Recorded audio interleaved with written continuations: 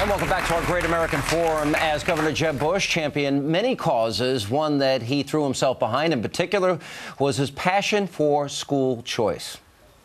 I love school choice. I think it is the most important thing. My first year as governor, we created a voucher program based on failing schools. And the net result is that we've empowered people that otherwise wouldn't have had power, and we've made our public schools better because there's now a choice. France Placide was one of the students that benefited from the Opportunity Scholarship Program. Franz went to the Archbishop Curley High School. If I didn't attend Archbishop Curley, I don't think that I would have, not that I wouldn't have gone to college, but I might not have been as excited about it or as enthusiastic about making that next step into going into college.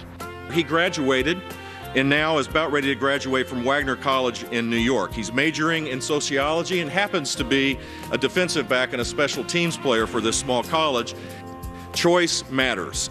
I'd love to thank the governor. You know, this experience for me has been a really good experience, and I really don't think I would have been as successful as I am now if it wasn't for the program that he implemented. And joining us now in the audience is Franz Placide. Franz, welcome to Hannity. Thanks for being here. Thank you for having me. All right, let's talk a little bit. You said you wanted to thank the governor. And that's interesting. What specifically happened with this program and this choice that made such a big difference in your life? The biggest difference was being allowed to go to a school where learning was important and the student was important, and not just being in the classroom, but being in the classroom with teachers that would be able to help you one-on-one if you did have a problem or an issue that you needed help with. And the classroom sizes were very important because, you know, we were able to learn and not have so many distractions. Yeah, and by the way, you may be playing professional football here. Yes, hopefully soon. Well, good luck. Congratulations on that. But more importantly, Sean, is if he after his football career, he wants to be a teacher. I read that too, yeah. So the point about choice is it improves public schools. The school that Franz would have gone to was the lowest performing school in the state.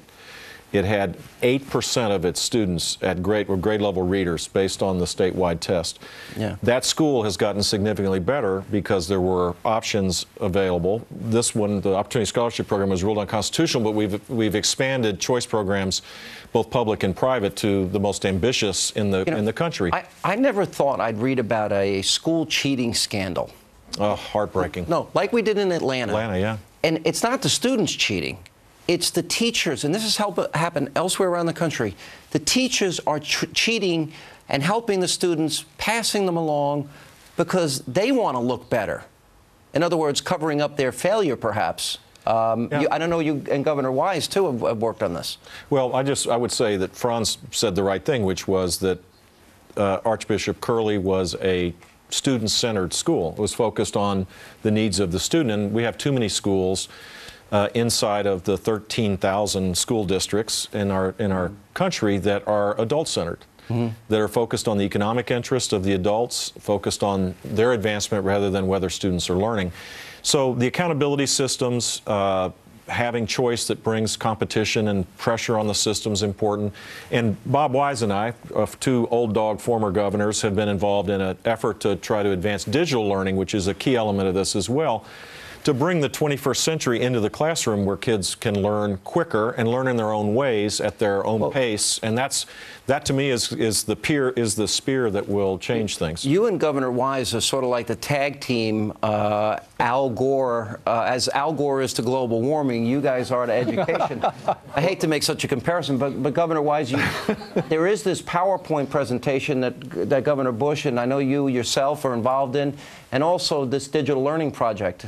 Well, when Governor Bush called me about a year ago and said, can we work together on digital learning? Absolutely, because for teachers, for educators, it's like a force multiplier is in the military. It gives us all the chance to extend to all of our children and students quality education. And I was struck, there's one state, for instance, just at random, 440 high schools and 88 certified physics teachers. So how do we get the quality education that every student is Explain entitled to? digital learning, maybe for some people that don't fully understand what you mean. Governor Bush was very much instrumental in Florida in implementing the Florida virtual school system. Digital learning is online learning. It's actually expanded now. But it's the ability to bring from outside that fixed school additional content material and quality teaching. Now, having said that, we believe, I think, Governor, that the future is actually in blended learning. Absolutely. That's where you're going to do digital learning inside a traditional school, and it actually enables that teacher to perform even better. It also assists the teachers because you can do professional development. And so I think it's a wonderful combination of high tech and high teach. And with it, we get a lot more compelling student results, much like we just heard here today. Go ahead. That's exactly right. And just, you can imagine students learning at their own pace in their own way using technology. Right now, we force teachers to do what they did in 1950, which is teach to the median in front of, butts in a seat. You finish in 180 days. You're passed along even if you haven't mastered it. You're held back even if you mastered it halfway through. That has to change if we're going to accelerate the chance of us to be competitive. I just look at my kids 12 and 9, and when they want to learn how to play a computer game or they want to learn an iPad, if I need an app downloaded, I go to my 9-year-old daughter. Exactly. I can't figure it out. So yeah, and one of the big hindrances and challenges is that true. Teachers are less technologically comfortable. So are parents, like and me. parents, but kids are, at the age of 2, you That's go crazy. on planes and kids are playing with this stuff. So to apply this is an appropriate 21st century solution to a real challenge we face. All right, guys, thank you both for being with us. And coming up, we're going to take a look back at the Bush legacy, how trimming bureaucracy and cutting taxes, ending affirmative action changed the state of Florida. But first, a special message from one of the governor's former colleagues and close friends. As a rookie governor, I adopted Jeb Bush as a model and to some extent a mentor, and education was probably the principal reason for it. And now, years later, I couldn't have chosen better.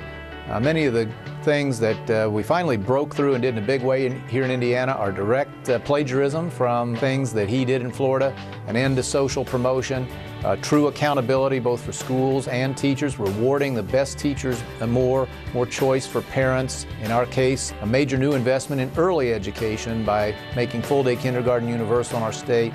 Jeb Bush was a pioneer and someone that I've always admired for many, many reasons, but on no grounds stronger than what he did in breakthroughs for the children of his state in America.